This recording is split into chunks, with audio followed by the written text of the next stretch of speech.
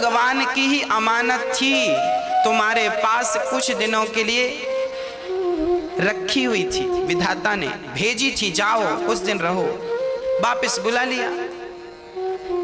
हम लोग ले लेते हैं, हमें पद मिल जाए, प्रतिष्ठा मिल जाए, परिवार मिल जाए, सब ले लेंगे, पर भगवान कहेंगे चलो भाई अब तुम्हारे बेटे को वापस करो जो दिया था। नहीं नहीं नहीं, हम नहीं देंगे। और यदि भगवान ले लें तो फिर कुछ लोग गाली देते हैं भगवान को, तुमने गलत किया। सच्ची बात तो यह है कि हम सब गिरवी हैं। आपके पास 20,000 की जरूरत हो तो आप अपनी अंगूठी गिरवी रख देते हैं, कान के बाले गिरवी रख देते हैं, फिर जब पैसा आए तो आप उठा लेते हैं। सच कहूं, भगवान ने हम सबको गिरवी रखा है। किसके पास? हमें गिरवी रखा है हमारी माँ के पास, हमें गिरवी रखा है हमारी पत्नी के पास, हमें गिरवी रखा है हमारे पति के पास, हमें गिरवी रखा है हमारे परिवार के पास। जब तक रखा है सो रह रहे हैं। 2 साल, 4 साल, 10 साल, 20 साल, 50 साल, 100 साल, खत्म। 100 साल बाद अधिक से अधिक आदमी 100 साल जीता है। आज तो हम 80 साल का एवरेज लेके चले।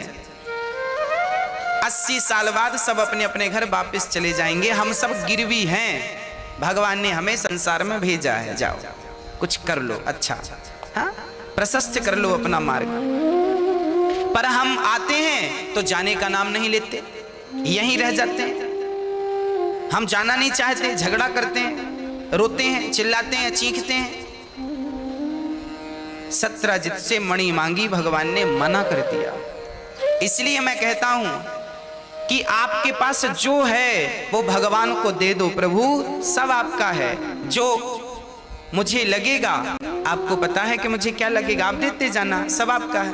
आप खुद समझदार हैं, भगवान स्वयं जानते हैं मेरे भक्त को कब किस चीज की जरूरत है। वो बिना मांगे आपके देते जाएंगे। आप एक बार सौंप कर तो देखिए। हम सौंपते नहीं हैं, समर्पण करते नहीं हैं, स्वभाव को बदलते नहीं हैं। यही तो हमारी गलतियां। हम मालिक बने बैठे हैं, ये मेरा है, मेरा है। सौंप दीजिए, सब भगवान का है। अपने अस्तित्व को मिटा दीजिए, भगवान के चरणों में समाप्त कर दीजिए, सब कुछ अपना लुटा दीजिए। प्रभु सब तेरा, खत्म बात। जब सब तेरा तो फिर मेरा जो अहंकार था, मेरेपन का, वो अहंकार अपने आप समाप्त हो जाएगा। अहंकार मिटता नहीं है क्योंकि हम सौंपते नहीं है, और सौंप देंगे तो मिट जाएगा। सत्रजित की का भाई प्रसेन वो मणि पहनकर जंगल गया, वहां एक बब्बर शेर ने प्रसेन को मार डाला। प्रसेन की मणि छीन ली, शेर को जामवंत ने मारा। जामवंत मणि लेकर अपनी बिटिया को देने चले गए, बेटी को देते हैं। अब यहां भगवान को चोरी का कलंक लगा। सारे लोग कहने लगे कृष्ण ने मणि मांगी थी। सत्रजित ने कहा कृष्ण ने मणि मांगी थी, हमने नहीं दी। लगता है हमारे भाई को मारकर मणि सत्रजित ने चुरा ली। आरोप लगा दिया, चोरी का कलंक लगा दिया। अब भगवान के सिर पे ये कलंक क्यों लगा? हम गृहस्थी लोग भी ना कई बार कलंक से बचते हैं कि कोई कलंक ना लगे जीवन में, पर कई बार कोई ना कोई कलंक किसी ना किसी के माथे तो लग ही जाता है। कोई लाख प्रयास करे बचने का, कोई ना कोई कलंक जीवन में लग जाता है। भगवान को भी कलंक लगा चोरी का। क्यों लगा? रामचरितमानस में लिखा है, जो गणेश चतुर्थी की चंद्रमा को देखता है उसे झूठा कलंक लगता है। जिस दिन गणेश जी रखे जाते हैं उस दिन के चांद को नहीं देखा जाता, देखोगे तो झूठा कलंक लगेगा। यदि देखा है तो फिर क्या करें कि उस पाप से मुक्ति मिल जाए। बोले भगवान कृष्ण के विवाह, दूसरा और तीसरे विवाह की कथा कोई सुने श्रद्धा से तो उस पाप से उसे मुक्ति मिल जाती है। गणेश जी की चतुर्थी को क्यों नहीं देखते? क्योंकि गणेश जी ने एक बार एक दिन गणेश जी ने चंद्रमा को श्राप दिया था। गणेश चतुर्थी की चंद्रमा को श्राप दिया था कि तुम्हें जो देखेगा कलंकित हो जाएगा। क्योंकि गणेश जी एक बार यात्रा कर रहे थे मूषक पर, तो मूषक चढ़ाई चढ़ने लगा, गणेश जी लुढ़क गए। चंद्रमा बड़ा हंसा, देखो गणेश जी गिर गए। तब उस चंद्रमा को देखकर गणेश जी ने श्राप दे दिया, बड़ा अपमान करता है, बड़ों का आदर नहीं करता, जा कलंकित हो जा, चरणों में गिर पड़ा। तब कहा कि ठीक है, गणेश चतुर्थी की चंद्रमा को बस ही ये श्राप रहेगा, बाकी नहीं लगेगा। तो गणेश चतुर्थी की चंद्रमा को नहीं देखा जाता। ये बात लिखी है गोस्वामी जी ने, जो आपन चाहे कल्याणा, सुजसु सुमति शुभ गति सुख नाना, सुपर नार लार गुसाई, तजऊ चौथ के चंद्र की नाई। जो स्त्री अपना कल्याण चाहती है, यहां पर गोस्वामी जी कितनी बढ़िया बात लिख रहे हैं।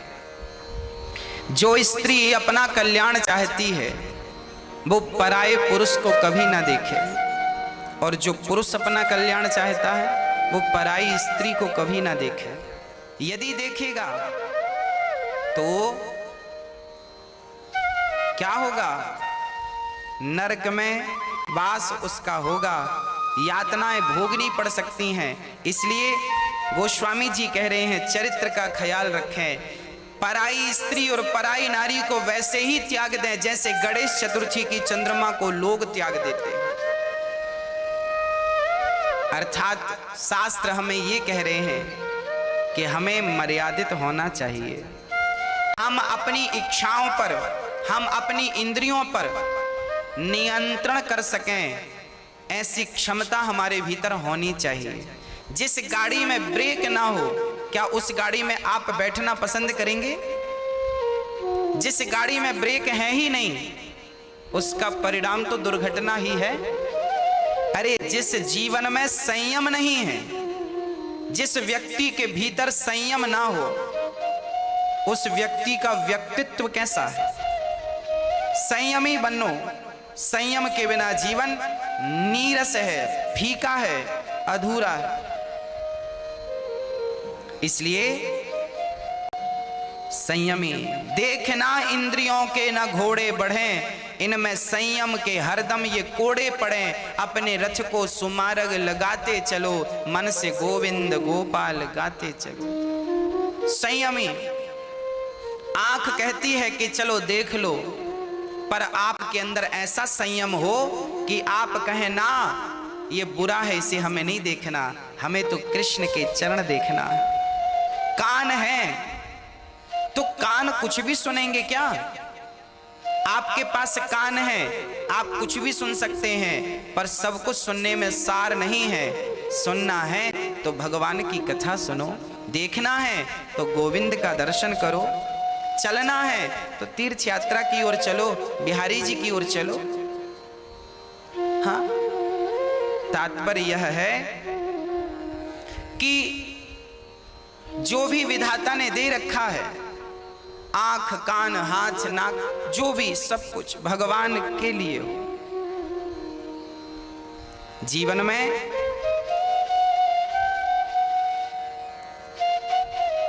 हर पग सत्य के लिए बढ़ाओ, असत्य के लिए कोई पग ना बढ़ जाए आपका, गलत मार्ग पर भटक ना जाए आप।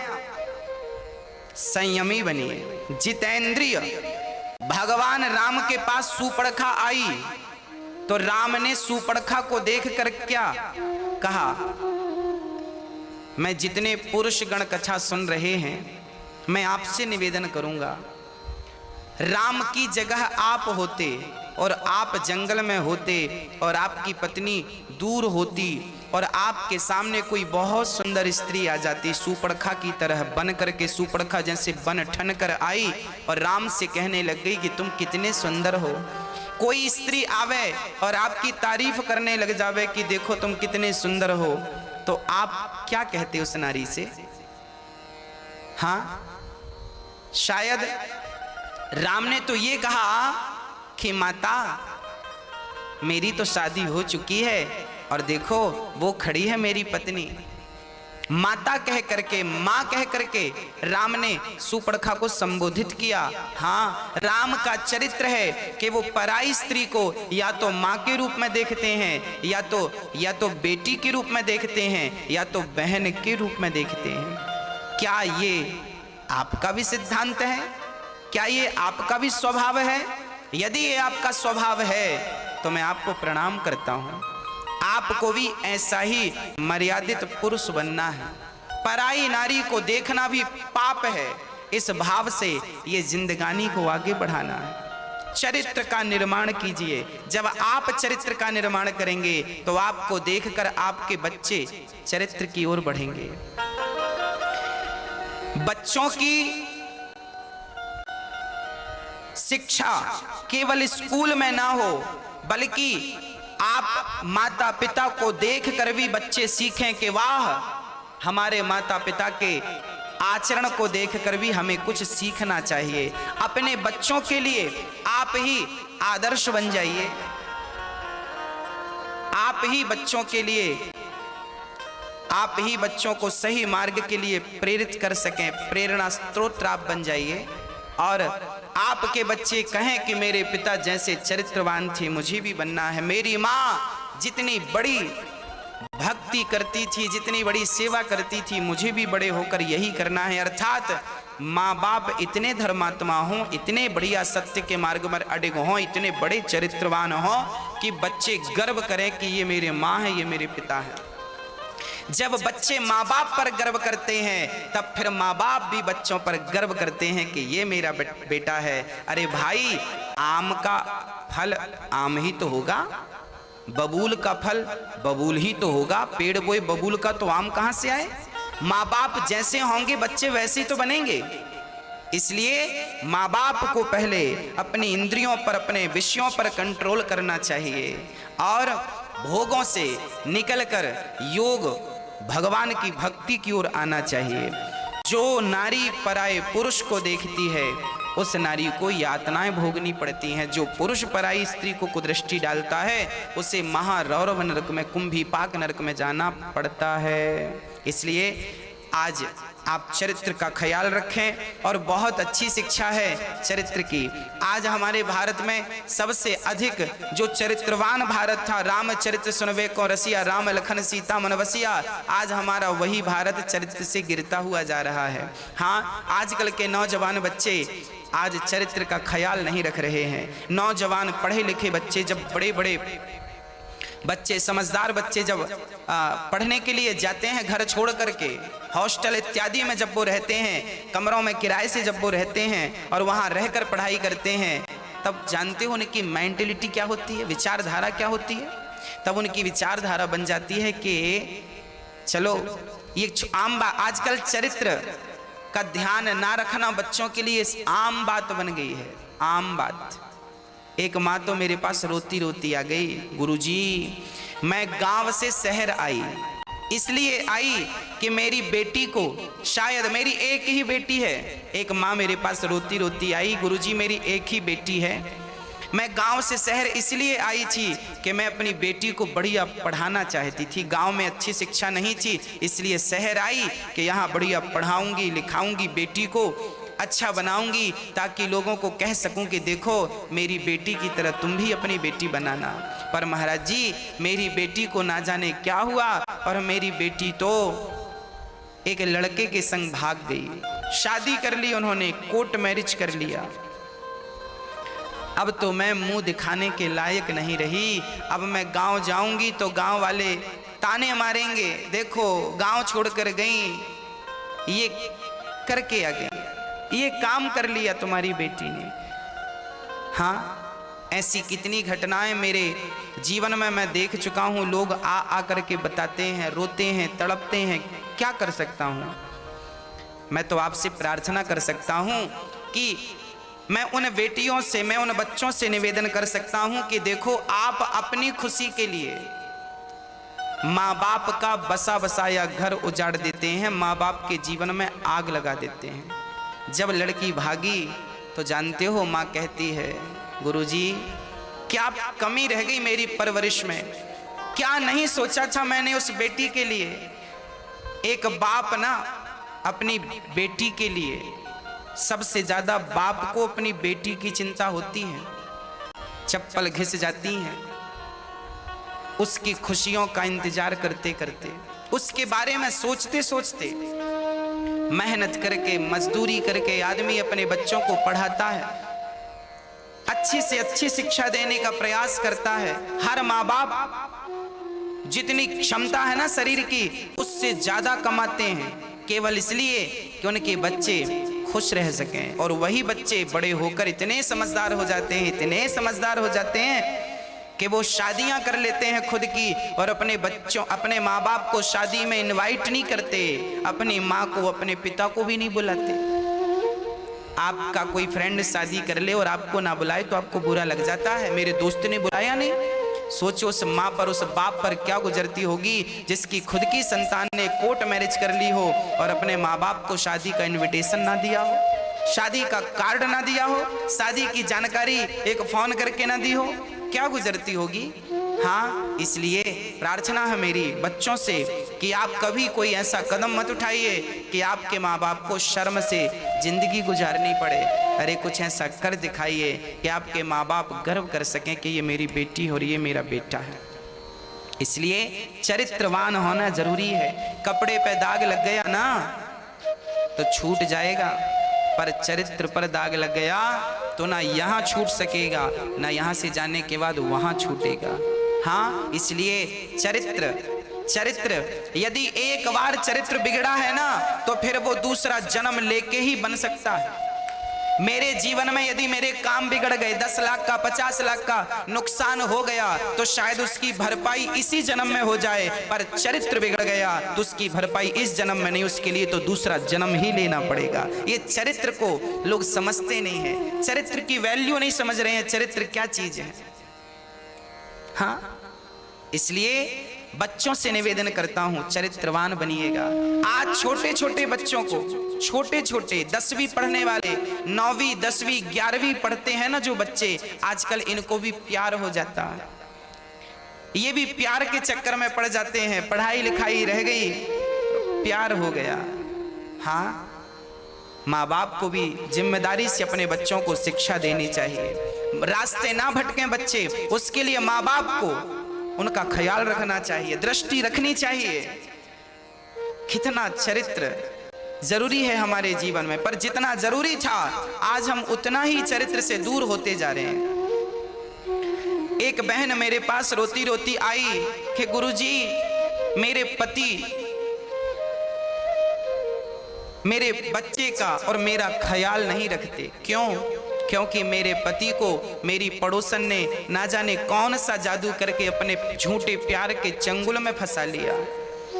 हम और हमारा बेटा, 5 वर्ष का बेटा, हम रोटी खाएं सुबह तो शाम को चूल्हा जले इसकी भी गारंटी नहीं। पति पूरी कमाई पड़ोसन को देता है, अर्थात पति चरित्र से गिर गया, अर्थात पति अपनी पत्नी से मन को हटाकर दूसरी नारी में, दूसरी स्त्री में मन को लगा रहा है, लोक परलोक बिगाड़ रहा है, परिवार का नाम इज्जत बिगाड़। अरे भाई, जब आप अपने चरित्र से गिरते हैं ना तो आपके जो पूर्वज हैं, दादा परदादा, ऊपर से देखते हैं राम राम ये मेरी औलाद है, ये मेरी संतान चरित्र से गिर रही है। आपके जो दादा पुरखा है ना, ये जब स्वर्ग होते हैं, स्वर्ग आपके पुरखे यदि स्वर्ग में हैं और आपके बच्चे गलत कर रहे हैं, चरित्र से गिर गए, तो कहते हैं बच्चे के इस पाप से आपके पुरखे स्वर्ग से निकलकर नरक में चले जाते हैं। भगवान विदा कर देता है, चल तेरी औलाद, तेरी संतान देख यहाँ चरित्र से गिर रही है, चरित्र को तार तार कर रही है, स्वर्ग से निकाल कर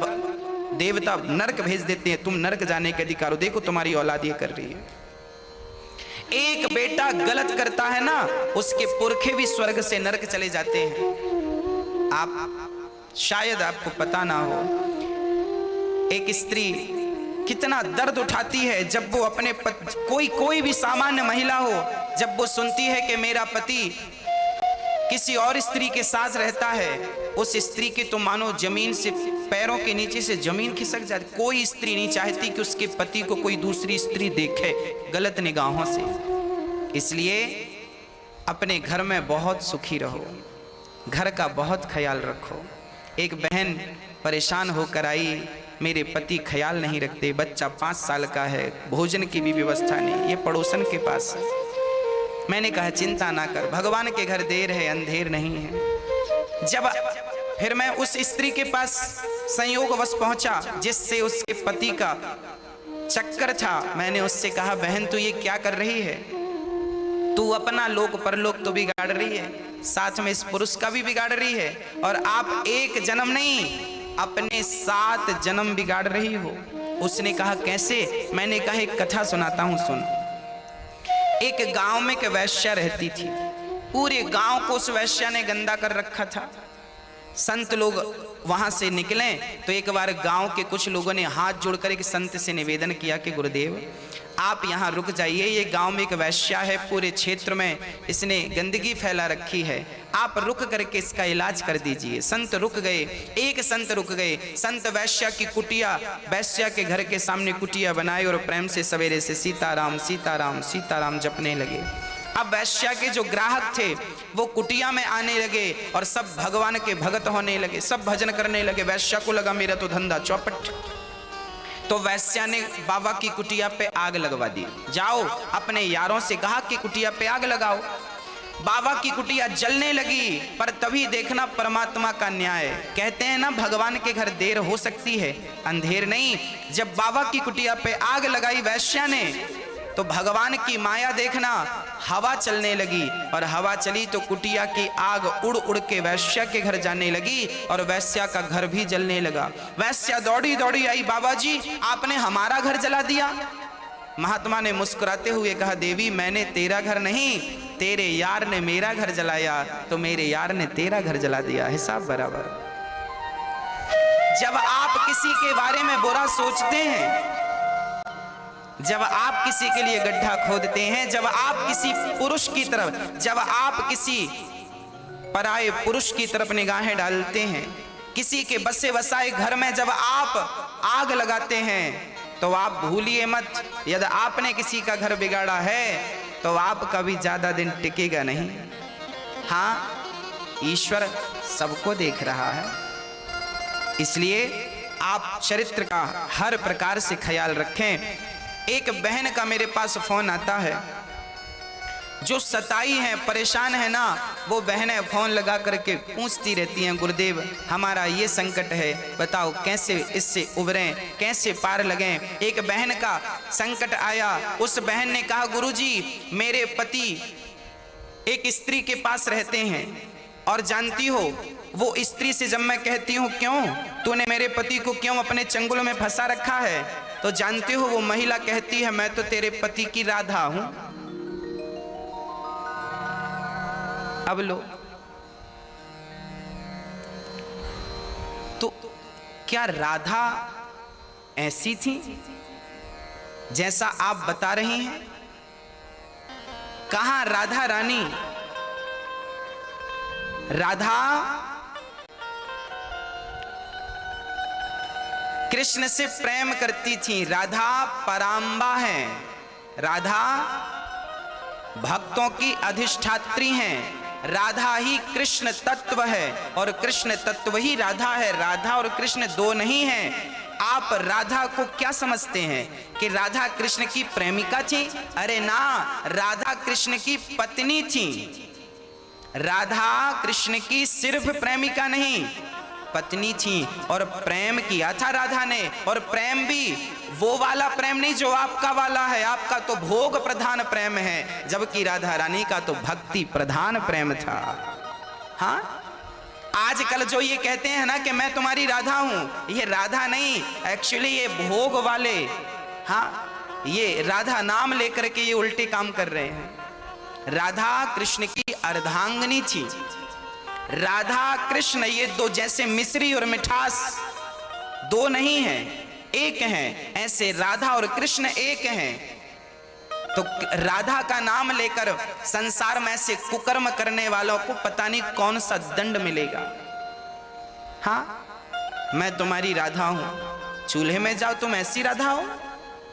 हाँ, ऐसी राधा ना। राधा रानी शक्ति है, राधा रानी स्वयं कृष्ण है और कृष्ण स्वयं राधा है। इसलिए इस प्रकार से आप कहते हैं तो ये भी एक पाप है। यदि आप राधा के बारे में ऐसा कह रहे हैं कि मैं तुम्हारी राधा हूं, तो ये कहना भी एक पाप है। हमें ऐसे शब्दों का भी उपयोग नहीं करना चाहिए, फिर भी लोग करते हैं। मेरी प्रार्थना है, हमारी राधा रानी कृष्ण की परम भक्त थी। कृष्ण ने जब अवतार लिया, वो कृष्ण ने राधा से कहा कि देखो राधा, हम चल रहे हैं संसार में लीला करने के लिए। तब राधा ने कहा था, कृष्ण हम आपसे अलग नहीं हो सकते, जुदा नहीं हो सकते। तब कृष्ण ने कहा कि देखो, अलग होकर के हमें लीला तो करनी पड़ेगी। तो कृष्ण ने ही एक राधा का अवतार धारण कर लिया था। कृष्ण ने ही राधा का अवतार, क्योंकि एक कृष्ण ने दो अवतार लिए उस समय। पहले राधा बनकर आए राधाष्टमी को, फिर कृष्ण बनकर आए कृष्ण जन्माष्टमी को। तो राधा और कृष्ण एक ही हैं, लीला के लिए ये दो बने थे, क्योंकि राधा का अभिनय करने लायक इस सृष्टि में कोई था नहीं। राधा ने जो किया है, जो प्रेम का अभिनय किया है, जो प्रेम किया है, वो प्रेम रुक्मणी कर सकती तो रुक्मणी को बिठा लेते। वो प्रेम यदि लक्ष्मी कर सकती तो माता लक्ष्मी को बिठा लेते। पर ना, कृष्ण को जो प्रेम की लीला करनी थी, वो जो प्लानिंग थी कृष्ण के माइंड में, वो कोई नहीं कर सकता था। इसलिए भगवान को डबल रोल करने पड़े। एक रोल कृष्ण का और वही कृष्ण राधा के रोल में भी थे। जैसे मूवी में आप किसी हीरो के डबल रोल देखते हैं, ऐसे कृष्ण ने डबल रोल किए। एक तो कृष्ण का अभिनय किया, एक तो राधा का अभिनय किया। तो वही कृष्ण राधा, वही राधा कृष्ण। तो आप कृष्ण को, आप राधा को कहाँ, उस योगेश्वर को, योगी को कहाँ, भोगियों की पाठशाला में लोग उन नाम को घसीटते हैं। हाँ, तो ये भी एक पाप है कि कोई कहे कि मैं तुम्हारी राधा हूं। ये कहना भी एक पाप है। कोई किसी की राधा क्यों बनेगा भाई? क्यों बने किसी की राधा? राधा तो केवल कृष्ण की है, केवल कृष्ण की है। तो हमें हर तरीके से हम ये कहना चाह रहे हैं कि चरित्र का आप ख्याल रखें तो कल्याण सबका है, सबका भला है, सबका कल्याण है। भगवान का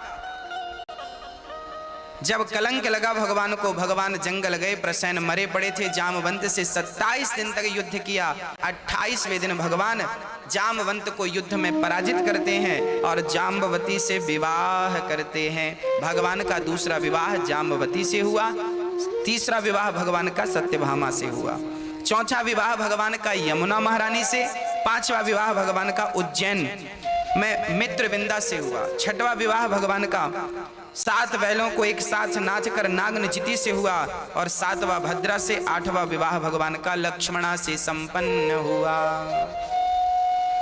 भौमासुर नाम का उद्धार करके भगवान ने 16,108 कन्याओं से, हाँ 16,100 कन्याओं से भगवान ने विवाह किया। टोटल विवाह हो गए 16,108। हर रानी के 10 बेटा और एक बेटी थी। इतना बड़ा भगवान का परिवार था। एक दिन भगवान की जो गृहस्थी थी ना, बड़ी हंसती मुस्कुराती थी। भगवान कृष्ण बड़े मजाकिया भी थे। भगवान रुक्मणी अम्बा से बड़ा मजाक भी करते थे। एक बार इतना बढ़िया मजाक किया, भगवान ने कहा, रुक्मणी क्या जरूरत थी तुम्हें हमसे विवाह करने की, जब तुम्हारा शिशुपाल से लग गया था, कर लेती वहां। ये बात भगवान तब कह रहे हैं जब वो 10 बच्चों की मां बन गई, और भगवान कह रहे हैं अभी भी कुछ नहीं बिगड़ा, तुम जा सकती हो। हाँ, रुक्मणी अम्बा तो गिर गई जमीन पर। भगवान ने थाम लिया। प्रभु अपने से दूर क्यों कर रहे हैं? कोई अपराध हो गया क्या?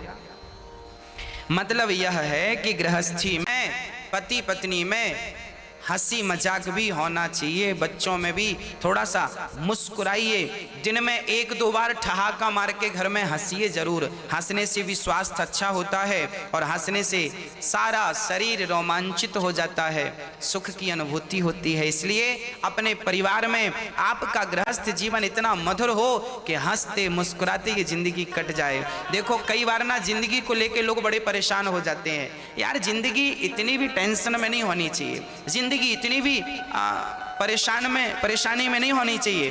कैसी होनी चाहिए? देखो ये जिंदगानी कैसी है, ये आइसक्रीम की तरह है। ये जिंदगी कैसी है? आइसक्रीम की तरह। या तो टेस्ट कर लो नहीं तो वेस्ट हो जाएगी। आपने आइसक्रीम को चखा नहीं, टेस्ट नहीं लिया तो क्या हो जाएगी? पिघल जाएगी, अर्थात वेस्ट हो जाएगी। ये जिंदगी भी है, इसका टेस्ट ले लो, वेस्ट तो होनी ही है। अरे हंस कर जी लो, मरना तो है ही है, जी लो हंस करके। सारी खुशियां आपके सामने। कई लोग ऐसे होते हैं कि जिनके जीवन में बड़ा दुख होता है फिर भी वो होंठों पे मुस्कान रखते हैं, और कई लोगों के जीवन में बड़ी खुशियां होती हैं फिर भी वो बड़ी टेंशन में रहते हैं। अरे भाई, आपके घर पे लाख रुपए आ जाएं, करोड़ रुपए आ जाएं, ये तो मेरे और आपके वश में नहीं है, पर होंठों पे मुस्कान बनी रही ये तो सबके वश में है। इसलिए पहले मुस्कान रख लीजिए, हंसिए, मुस्कुराइए, खिलखिलाइए, खूब प्रसन्न रहिए। जिंदगी मिली है हंसने के लिए, मुस्कुराने के लिए, इसलिए अपने घर में हंसा करिए, मुस्कुराया करिए। कुछ ऐसी बातें करो कि आपकी पत्नी को हंसी आवे, आपके पति को हंसी आवे, आपके बच्चों को हंसी आए। कुछ ऐसी वार्ता जरूर घर में किया करो, हमेशा टेंशन वाली बातें मत किया करो। कल ही एक सज्जन बता रहे थे कि एक पति थे, पड़ोस में झगड़ा हो जाए तो वो अपनी पत्नी को मारते थे, उनकी गाय भाग जाए तो पत्नी को मारते थे, कोई टेंशन हो जाए तो पत्नी को 2-4 मारते थे। मतलब पड़ोसियों की भी झगड़ा होए तो वो अपनी पत्नी पे गुस्सा उतारें, कोई भी मायने में गुस्सा हो पत्नी पे गुस्सा उतारें। ऐसी जिंदगी नहीं। कई बार पुरुष लोग क्या करते हैं, दफ्तर की टेंशन घर ले आते हैं, कई बार दुकान की टेंशन घर ले आते हैं, कई बार खुद की टेंशन पत्नी पे उतार देते हैं। ये गलत है। आप जब घर पे जाएं तो अपनी फैक्ट्री का, अपने काम का लोड बाहर ही रखें, एक फ्रेश माइंड से, प्रसन्न चित्त से घर में प्रवेश करें। अपनी पत्नी के सामने, बच्चों के सामने हमेशा चिड़चिड़ापन ना हो, स्वभाव में प्रसन्नता की झलक हो आपके स्वभाव में। ऐसा आप अपना स्वभाव बनाएं, आप स्वयं अपने आप को बनाएं। जब आप अपने आप को बनाना सीख लेंगे तब आप जमाने को बना सकते हैं, एक अच्छा चरित्र निर्माण कर सकते हैं। पहले अपने आप को तो बना लीजिए। जब आप अपने आप में सारी चीजें, हम तो कहते हैं अपने आप में सारे एक्सपेरिमेंट करना शुरू कर दीजिए। अपने आप में एक्सपेरिमेंट करिए, क्या मैं गुस्से पे कंट्रोल कर सकता हूं, कहां तक कर सकता हूं, करके देखिए। मैं कितना खुश रह सकता हूं अपनी जिंदगी में, किस हद तक खुश रह सकता हूं, रह के देख लीजिए, एक्सपेरिमेंट कर लीजिए ना। क्या नुकसान है, क्या घट रहा है, क्या लग रहा है? खुश रहना है, हमेशा खुश रहिए हर हाल में। बस अपने ऊपर सारे एक्सपेरिमेंट कर लीजिए, खुश रहिए, खुश रहो और खुश रहने दो।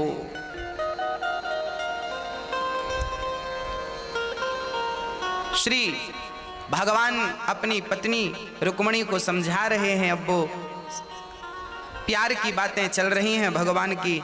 एक दिन भगवान, अच्छा, अनिरुद्ध का विवाह चित्रलेखा ने उषा से संपन्न कराया। वाणासुर से भगवान का युद्ध हुआ। राजा नृग की पावन चर्चा है। राजा नृग गायों का दान किए थे, फिर भी गिरगिट बनना पड़ा, क्योंकि उन्होंने एक बार दान दिया एक गाय को, और वो गाय छूटकर उनकी गौशाला में आ गई, और उसी गाय का उन्होंने एक पंडित जी को फिर से दान कर दिया। अर्थात इस कथा से ये संदेशा मिल रहा है कि दान दी हुई वस्तु फिर से दान नहीं करनी चाहिए। एक बार दान कर दिया सो कर दिया, अब आप पर उसका कोई अधिकार नहीं है। एक बार हमारे पास किसी ने फोन लगाकर पूछा कि गुरुजी, आखिर माँ को बेटी के घर का पानी क्यों नहीं पीना चाहिए? हमारे भारत में एक प्राचीन परंपरा रही है कि माँ बाप बेटी के घर का पानी भी नहीं पीते। एक ने कहा कि ऐसा क्यों? हमने कहा देखो, क्या होता है, कन्या दान करते हैं ना हम लोग, कन्या दान कर दिया। अब जब दान कर ही दिया तो फिर दिए हुए दान को भला उसके वस्तु को कैसे ग्रहण करें? एक भाव तो यह है कि जो दे दिया सो फिर कन्या को दे दिया तो कन्या का हो गया, तो अब दी हुई वस्तु का फिर क्या हम ग्रहण करें? परंतु यहाँ एक बात और है, यदि आपकी एक ही बेटी है और आप मजबूर हैं, बेटे सेवा नहीं करते, केवल बेटी है, तो मजबूरी है, तो फिर बेटी के घर रह सकते हैं, बेटी का खा सकते हैं, कोई पाप नहीं है, कोई पाप नहीं है। पर मजबूरी है तो, अब मजबूरी नहीं है तो पड़े हैं फिर भी बेटी के पास, तो फिर शायद गलत हो सकता है। दान दी है हमने बेटी को, कन्या दान किया है, तो दिए हुए दान का वापस कैसे ले लो आप? मजबूरी है तो फिर चलेगा, कोई दिक्कत नहीं है। मजबूरी नहीं है तब बचिएगा। हाँ, इसलिए बेटियों का नहीं खाने की परंपरा है, नहीं लेने की परंपरा है। ये हमारे भारत की ही संस्कृति है जो सबका इस प्रकार ख्याल रखती है।